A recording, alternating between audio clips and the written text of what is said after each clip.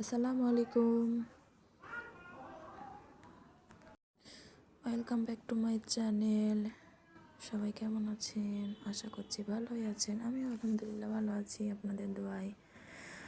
তো আজকে গরুর গোশত রান্না করে নিব, তার ছোট্ট একটা ভিডিও আপনাদের সাথে শেয়ার করব। আমি যেভাবে রান্না করি ঠিক সেভাবেই আপনাদের সামনে উপস্থাপন করব। বাড়তি কোনো কিছু দেখানোর চেষ্টা করব না, বা পারিও না। আমি খুব রান্না জানি না, তবে যতটুকু জানি এই গোশ রান্নাটা বিশেষ করে গরুর গোশ রান্নাটা আমার বরের অনেক পছন্দ আমার হাতের। সে বলে আমার হাতের আর তার নাকি মায়ের হাতের গোশটাই ওকে সবচেয়ে বেশি ভালো লাগে, গরুর গোশটা। তবে আমারও আমার শাশুড়ির হাতের গরুর গোশটা আমাকে বেশি ভালো লাগে। তো সবগুলো মশলা দিয়ে নিলাম। পেঁয়াজ দিলাম, হলুদ, লবণ, মরিচ, আদা রসুন বাটা আর একটু সয়াবিন তেল দিয়ে সুন্দর করে মেখে নিব। হাত দিয়ে মাখতে হবে, দেখেন এভাবে মাখতে হবে। কোনো চামচ লাগালে চলবে না, বুঝছেন? তাহলে রান্নার স্বাদ হবে, চামচে কাজ হবে না।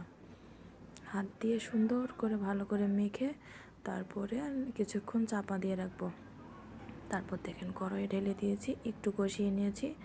তবে সব ভিডিও দেখানো হয়নি, একটু আগে কষানো হয়েছে, তবে সেটা দেখানো হয়নি। ওটা দেখালে আরও ভিডিওটা অনেক বড় হয়ে যাবে, আর ভিডিওটা বেশি বড় হয়ে গেলে আপনারা দেখতে পছন্দ করবেন না, তখন ভিডিও টেনে টেনে দেখবেন, আমার ওয়াচ টাইম পূরণ হবে না।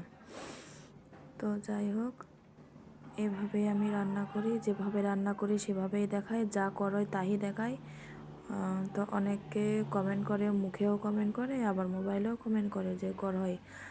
আমি যখন ইউটিউবে কাজ শুরু করেছি, তো আমি যখন কামাই করব, এখান থেকে আমার ডলার আসবে বা টাকা পাবো তখন আমি অবশ্যই কড়াই পাল্টানোর চেষ্টা করব।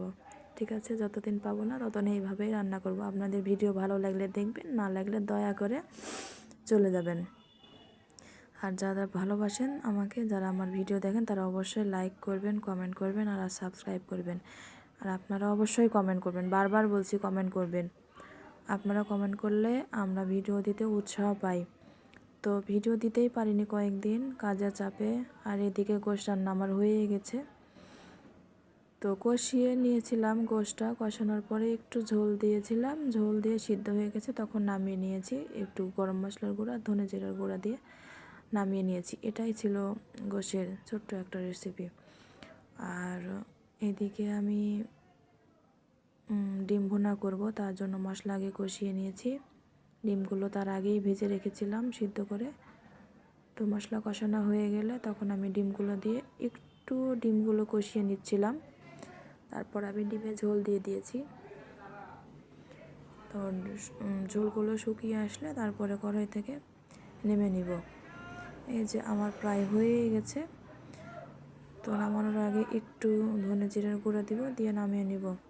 আর সবাই ভালো থাকবেন। এখন শীত, সবাই সাবধানে থাকবেন। ঠান্ডা, সর্দি, কাশি সবার লেগেই থাকছে।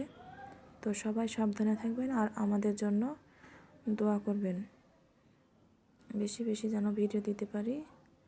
সবাই পাশে থাকবেন, কমেন্ট করবেন। এই যে আমার রান্না হয়ে গেছে। খুব বেশি ঝোল রাখিনি, এতটুকুই রাখছি। তো খেতে খুব মজা হয়েছিল। আসসালামু আলাইকুম।